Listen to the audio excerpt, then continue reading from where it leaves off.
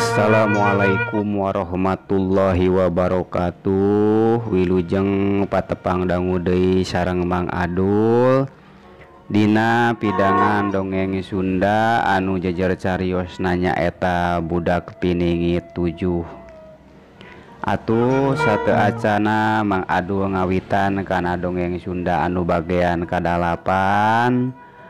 Mang Adul bade nedah heula dihapunten kumargi dina 3 Sabtu nu kalangkung Mang Adul teu tiasa midangkeun terasanana dongeng Sunda ieu. Ya maklumlah panginten kumargi aya pamengan ya. Tapi insyaallah kapayuna mah sapertos biasa Mang Adul oge baris midangkeun dongeng Sunda anu salajengna dina tiap dinten Sabtu. Sareng pamugi mahnya mudah-mudahan gitu sanes dinten Sabtu wae Mang Adul tiasa midangkeun dongeng Sunda ieu teh. Pamugi dina saminggon teh Mang Adul tiasa midangkeun atanapi ngagarap dongeng Sunda 2 kali dina saminggon supados pamiarsa dina ngadangukeunana henteu patos gontot teuing gitunya yanten tiasa terpenuhi dina saminggon 2 kali mah. Atuh teu supados teu nyangkolong teuing kana waktos dongeng Sunda Budak Piningit anu ka-7 ieu ku Mang Adul bade dikawitan. Prung wilujeng ngadangukeun.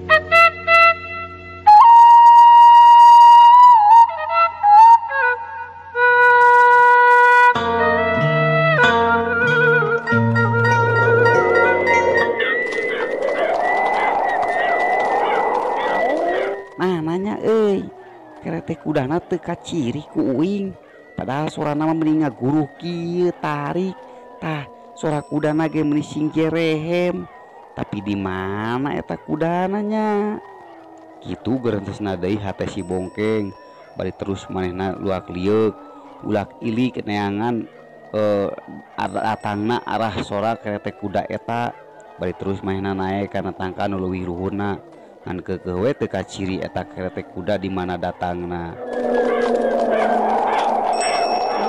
Barang si bongkeng keur ulag ilik ka sapaudureunana neangan di mana datangna eta arah sora kuda teh si bongkeng ka ningalikeun aya haseup anu kasida kandolna kaluar dina imah juragan dari. Di mananya eta sora kuda teh ngan ukur kadenge sorana hungkul geuningan. Itu nanya imah juragan dari teh geuning bet kaluar haseup mun sakitu lobana eta teh kahuruan kitu. Tapi nah haseup teh bet siga maju kitu ngaguluntung geuningan.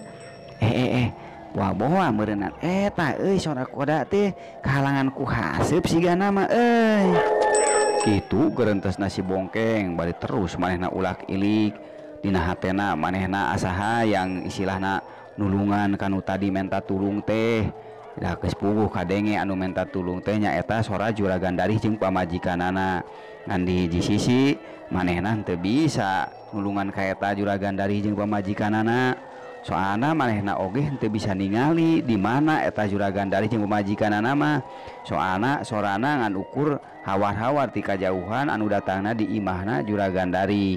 Jadi manehna lamun erek nulungan ka juragan dari otomatis kudu turun nyampeurkeun ka imahna sedengkeun manehna aya dina tuhur tangkana ka eta teh nyaeta neang kasalametan supaya manehna henteu bisa dicokot ku raja siluman anu niat erek nyokot tumbal.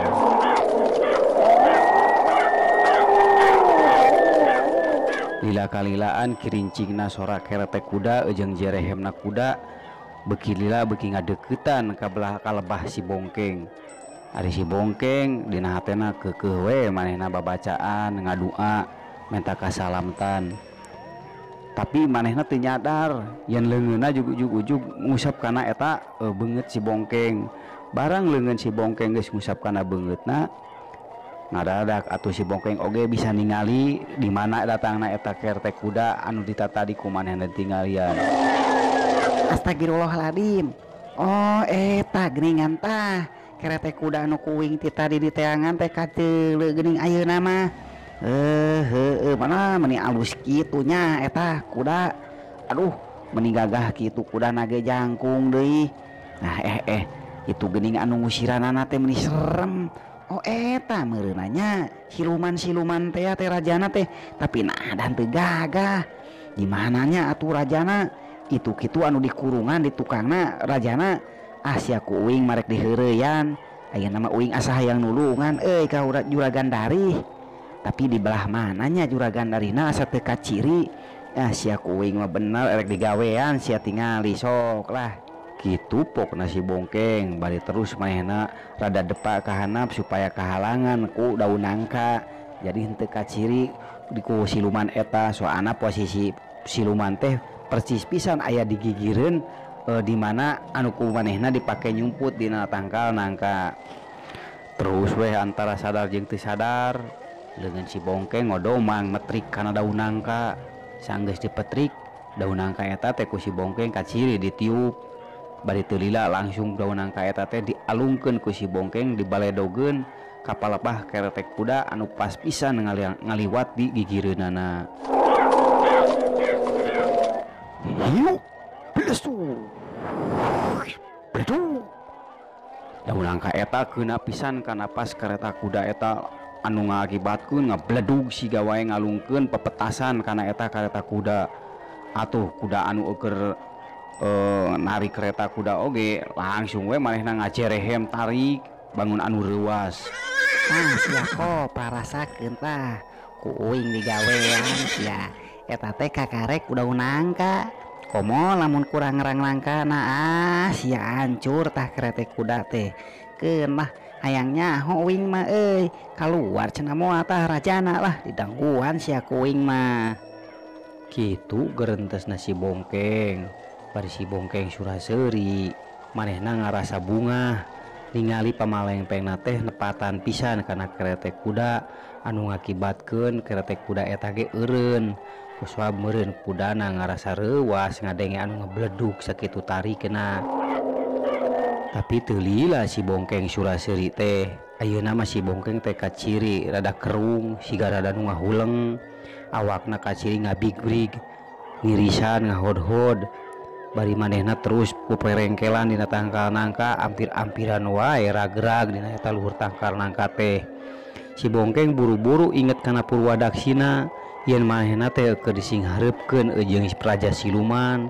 Boa-boa meureun ieu teh panyerang di Raja Siluman anu mana ku manehna mah teu kaciri. Buru-buru si bongkeng istighfar bari manehna langsung ngadua deui dina hatena. Astagfirullahaladzim. Nah iya uing ngadadak ti Rizki euy. Aduh sia kunaonnya padahal ieu geuningan da caang bulan tapi nah meni tiris-tiris teuing ieu. Aduh ieu mah tirisna ge meni asa di gunung es geuningan. Aduh teu kuat. Aduh ieu nya kelan kana tangkal nangka ge uing ampir-ampiran ragrag ieu. Astagfirullahaladzim. A'udzubillahi minasyaitonirrajim. Bismillahirrahmanirrahim. Ya Allah pamugi disim abdi dipaparinan panang tayungan ya Allah. Pamugi disim abdi paparinan kakiatan kanggo ngancurkeun Raja Siluman itu. Kitu pokna si bongkeng bari terus manehna sidakep leungeunna terus panonna peureum sigana manehna mapatkeun aji pamake deui padahal sok sanajan manehna teh teu boga naon-naon ngan eta mah geus kersaning Allah we. Awakna dituntun kudu kumahana pikeun ngayonan eta Raja Siluman. Sanggeus lila si bongkeng mujasmedi sidakep penta panang tayungan ka Allah saeutik saeutik tirasa tiris eta mimiti ngurangan. Terus si bongkeng ge mukakeun deui eta leungeun anu disidakepkeun teu kanyahoan manehna langsung we ngeblesatkeun eta rang-rang nangka kana arah kareta. Jadi si bongkeng teh teu ngarasa sadar nyaho-nyaho geus ngabladag we dina keretek kuda eta tangkal nangka teh anu ngakibatkeun keretek kuda eta ampir-ampiran ngaguling ka hanap. Tah sia rasakeun lah ku uing sok diserang deui. Aduh bener leungeun uing hade ieu. Nah ujug-ujug bisa kieu uing. Aduh bener eta rang-rang nangka sampe ngablesat kitu. Nya boro-boro ning rang-rang geuning tadi ge daun nangka sampe ngablesat. Aduh keun sia rasakeun tah kop hakan tah Raja Jin. Barang si Bongkeng beres cumarita kadenge aya sorahan daruan pisan anu arahna datang dina eta kareta kuda. Sorana jalesnya manusia Ilain geus wani-wani titimun kana urusan kaula. Siap-siap manusia Ilain berarti ngesiapikeun modal. Rasakeun sia manusia tong sambat karya ya sia teh manusia.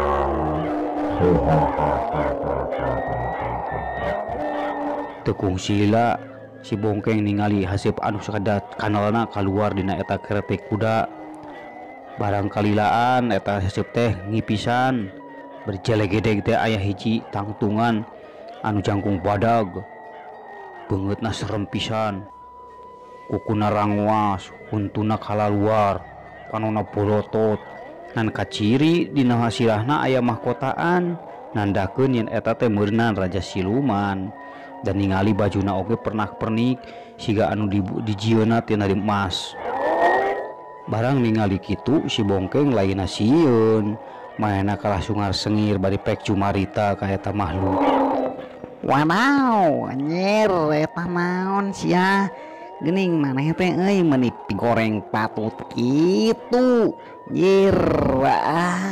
Sia goreng patut sia sing sanajan baju maneh harurung harerang oge anger we goreng dodong geus ilaing teh geus keur uing we eta baju teh daripada kitu ngararewa teuing. Ari dodong geus goreng patut, ari baju meuni harurang-harerang siga dijieunina emas. Sia goreng patut dasar. Kitu pokona si Bongkeng manehna siga eueuh kasieun, malahan manehna siga nu ngalerek jeung ngaluluconan ka eta Raja Siluman. Atuh ngadenge kitu teh Raja Siluman kaciri siga kacida amekeunana. Soalna manehna langsung rada naik ka belah luhur ngalayang.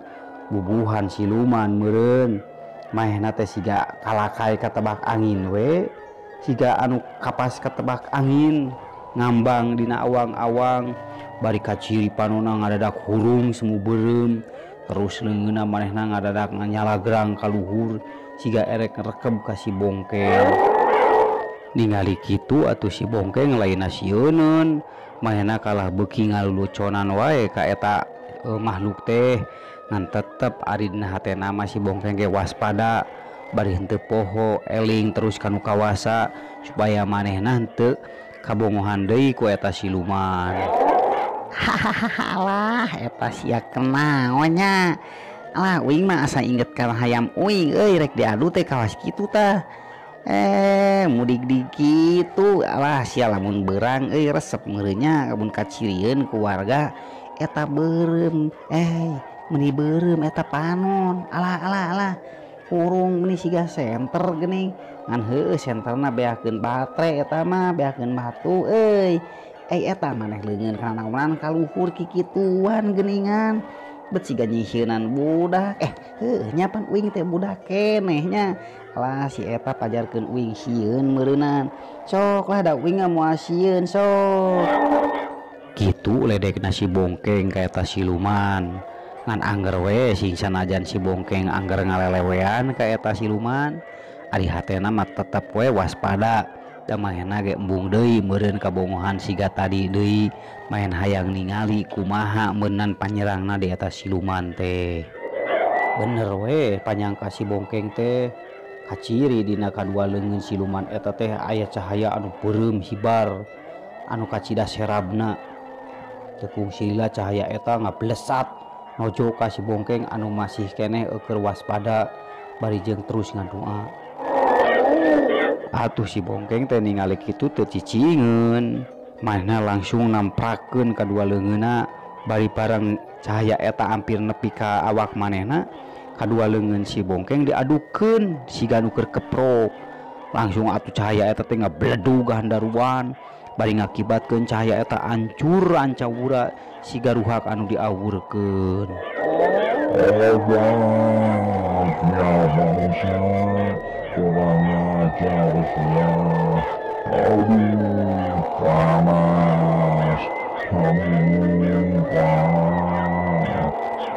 kadenge eta siluman oge ngoceak atuh dibarenganana ku ancurna eta cahaya anu ngablesat ka si Bongkeng ancur sing horeng meureun siluman eta oge ngadayag-dag ka tukang ampir-ampiran rag-rag kana bumi. Ningali raja siluman eta ngoceak atuh si Bongkeng ge henteu langsung cicing manehna langsung ngalacat kana dahan nu hiji deui bari tekung sila manehna kukunyeman bari terus niup kana eta ke arah siluman sing sanajan jauh si Bongkeng ge ngarasa aneh atuh da eta mah sagala gerakan anu anggota badanna teh di luar kasadaran si Bongkeng antara sadar jeung teu sadar da bener we tiupan si Bongkeng teh siga kaluarkeun angin puyuh anu sakitu gedena langsung ngaceleng atuh eta awakna raja siluman teh bari ngoceak handaruan siga nu kapanasan. Manusia panas kurang ajar sia rasakeun sia pembauna dibalas manusia aduh panas. Ngadenge omongan raja siluman eta atuh si Bongkeng ge hembung lengah manehna sok sieun kapiheulaan ku raja siluman eta nyerang deui ka manehna terus manehna ge metrikeun sababaraha lambar daun nangka bari terus ku manehna ditiup sanggeus ditiupkeun kana eta daun nangka langsung we daun nangka eta teh diseleberkeun ngarah kana awakna raja siluman eta anu ngakibatkeun awakna raja siluman eta hancur lebur ngabledug siga haseup langsung hancur. Cuman aneh si Bongkeng ge ngaradak heran soalna dibarenganana ku hancurna awak raja siluman eta atuh sakabeh kerete kuda anu aya di dinya ge katut kusirna nyaeta kudana oge ngepledug malahan masih Bongkeng ge ngarasahan heueuh da soalna meureun manehna ge nyangka yen juragan dari ge pasti aya dina kerete kuda eta malahan teu cukup di dinya wae saab dibarengan ku hancurna eta kerete kuda jeung raja siluman teu sadar si Bongkeng oge yen imahna juragan dari oge milu hancur kaluar haseup ngagugudag imah juragan dari teh ngadadak kahuruan anu untap-untawan si Bongkeng ge mimiti sadarna mah ngarasakeun panas jeung ngarasa peperepetan aya daun nangka anu karerab ku bakat ku gedena eta seuneu anu di imahna juragan dari. Astagfirullahaladzim.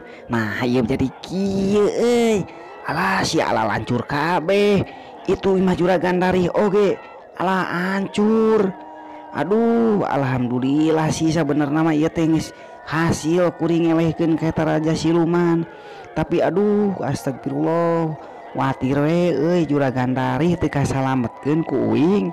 Heuh da sing sanajan salah ge nya manehna wajib we ku uing teh ditulungan mah sugan kitu ari geus tulungan mah meureun manehna teh bakal sadar tapi nya kumaha deui atuh ayeuna mah geuning geus kabeh ala lancur kieu alah ieu seuneu meuni panas kieu ngaheab euy uing kudu buru-buru turun bisi kabeulem dicing di luhur kieu mah kitu garentesna si Bongkeng bari terus manehna ge tuturubun turun dina eta luhur nangka da sieun manehna ge meureun ari karerab mah da saana di waktu ngalawan raja siluman oge ai si Bongkeng aslina mah hate leutikna mah teu nyadar teu merean istilahna mah jeung manehna ge malahan mah boga kasieun ningalina wae ka eta raja siluman teh geus sieun ngan dikersakeun wae ku pangeran meureun yen manehna bisa ngalawan ka eta raja siluman bahkan nepi ka hancur.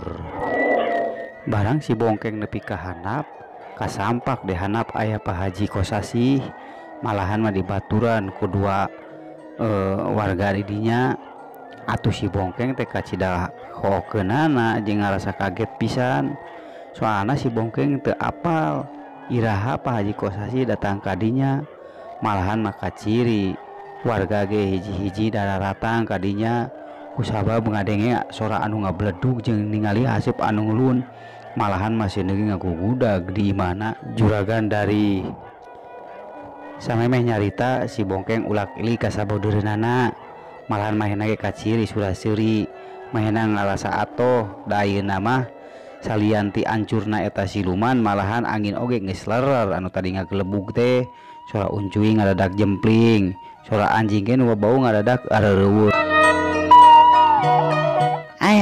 Geuning aya Pak Haji iraha ka dieuna Pak Haji. Teu balik Pak Haji mah tadi atuh lain tulungan uing tas perang lah jeung raja siluman Pak Haji. Geuningan meuni loba warga kitu bawa diajakan ku Pak Haji nya Pak Haji. Pak Haji borangan ngajakan warga tuh tingali Pak Haji imah juragan dari teh ancur ayeuna mah beak geuningan ladang muja teh nya ayeuna mah lah kitu pokna si Bongkeng ka Pak Haji Kosasih anu kaciri Pak Haji Kosasih nyamperkeun ka eta si Bongkeng anu kakarek turun dina tangkal nangka. Syukur yang hidup selamat muah puguh panan Pak Haji teh geus siap-siap da geus yakin atuh dina peuting ayeuna teh hidup pasina bakalan beraksi bakal nindap nyin tindakan makana Pak Haji teh ngajak tah kaya Kajang Uen jeung Kajang Uhe supaya maturan ke Pak Haji. Da ngaran-ngaranna ladang mujama atuh eueuh nu apa dijoang. Syukur ari geus ieu mah hayu atuh ayeuna mah we urang istirahat di imah Pak Haji. Keur mah ayeuna pan geus isuk ieu teh meureun aya kana jam 2-an mah tawa satengah 3. Kitu jawab Pak Haji Kosasih. Ngahaja cenah Pak Haji Kosasih oge ngajak Mang Iwen jeung Mang Uhe kusabab cenah ge Jang Sodik mah keur eueuh ka Ciselang nganteur pamajikanna hayang panggih jeung kolotna. Saenggeus rada lila atuh masyarakat ge kusabab ningali imah juragan dari geus turun ka handap geus roboh narungtutan we atuh masyarakat ge ninggalkeun tempat eta. Malahan masih Bongkeng ge sakalian ku Pak Haji Kosasih diajak balik soalna kaciri pisan si Bongkeng teh meusigan nu geus leuseuh da bubuhan atuh manehna teh entas ngayonan raja siluman. Kajin bae we cenah sina istirahat heula di imah samemeh subuh mah kajin engke we rek salat subuh dihudangkeun da meureun Pak Haji Kosasih ge ngarasa surti sanajan si Bongkeng masih kene budak tanagana masih kene kuat ari ngaran-ngaran geus dikendalikeun ku kakuatan anu sakitu rongkahna mah meureun manehna ge ngarasa capek jeung leuseuh we.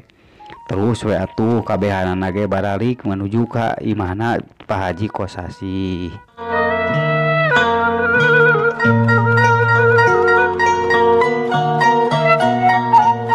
Kacaturkeun di wanci subuh saenggeusna salat subuh atuh Pak Haji Kosasih jeung si Bongkeng ngarariung di tengah imah. Malahan mah disayagikeun cikopi ku pamajikanna Pak Haji Kosasih teu poho jeung goreng pisangna. Terus we atuh ti luaran lagi ngobrol ari si Bongkeng di jeroning obrolan eta teh manehna erek pamit ka Pak Haji Kosasih jeung ka pamajikanana soalna manehna teu garna hate cenah inget wae ka indung bapana. Malahan mah inget kana caritaanana makhluk anu di alam siluman ti heula teh di Marbaya. Wirening cenah kolotna teh bakal aya nu ngajorag nyaeta ku begal barongkotan anu ngarupakeun Haji Bohim teh. Kewe atuh jang ulah waka ayeuna hidup balik teh ari ka ayang Pak Haji moal kewe atuh palolohor geus salat pohor da geus puguh hidup teh masih kene capek. Bari jeung sakalian Pak Haji teh pan hayang mimitian ngabangun teh ya. Tuh kobong anu belah ditu mah apan encan di pondasi acan geus puguh pan Mas anu tikidep teh kamari geus dibalalanyakon ku masyarakat. Pak Haji teh hayang we atuh ditungkulan heula ku hidep semetrohor mah teu nyaho nyimpen batu mimitina ngameh geus puguh panan jadi kenangan hidep teh anu rek ngamajukeun agama di kampung Pasir Luhur ieu. Kumaha tuh nya Pak Haji lah uing teh meuni inget wae ka kolot ieu teh. Da geus puguh ning bieuna mah peuting ge rek langsung tadi teh samemeh subuh hayang langsung balik ngan heueuh da ieu kuing teh atuh awak meuni asa leuseuh da memang ayeuna ge karasa keneh kuing teh kumaha nya atuh nya we atuh ujang engke deui wih mah tas salat lohor sakalian ibu oge apanan hayang ngariung heula jeung si ujang. Tuh pan Pak Haji ge geus puguh rada nganyaram ka hidep teh sok atuh ayeuna mah panyimpenkeun heula batu mimitina tuh dina bangunan pondok anu belah ditu. Pamajikan Pak Haji Kosasi oge atuh nyaram ka si Bongkeng supaya si Bongkeng ke wae cenah balikna sabada lohor supaya tanagana atuh geus pulih deui meureun aya sabada lohor mah sing sanajan henteu disarekeun oge da diistirahatkeun geus puguh meureun dan ningalikeun atawa nalingakeun anu ngabarangun oge moal henteu digawekeun da didinya ngan saukur erek ngahadiran hungkul.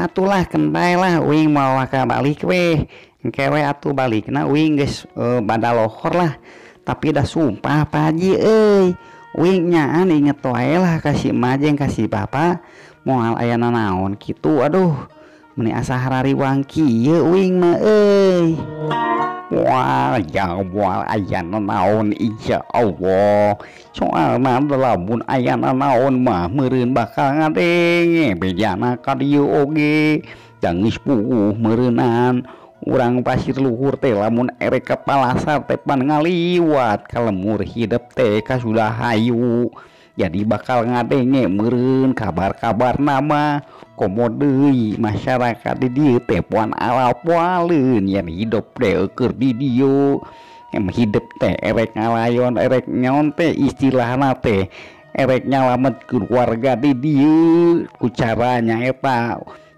digawe di rumah di imahna juragan dari sanggeus kitu mah atuh hantukna mah si Bongkeng oge nyanggupan ka Pak Haji Kosasi jeung ka pamajikanana da geus puguh marehna oge hayang istirahat keneh da awakna teh karasa keneh leuceuh jeung cara rape cenah bae we sakalian erek ngahadiran heula kana mondasi pondok anu sabelah wetan da geus puguh Pak Haji Kosasi mah keukeuh kudu si Bongkeng anu neuneun batu mimitina supaya cenah masyarakat didinya teh pada apal yen pembangunan pesantren di Pasir Luhur teh nyaeta dibantu ku biaya ti si Bongkeng.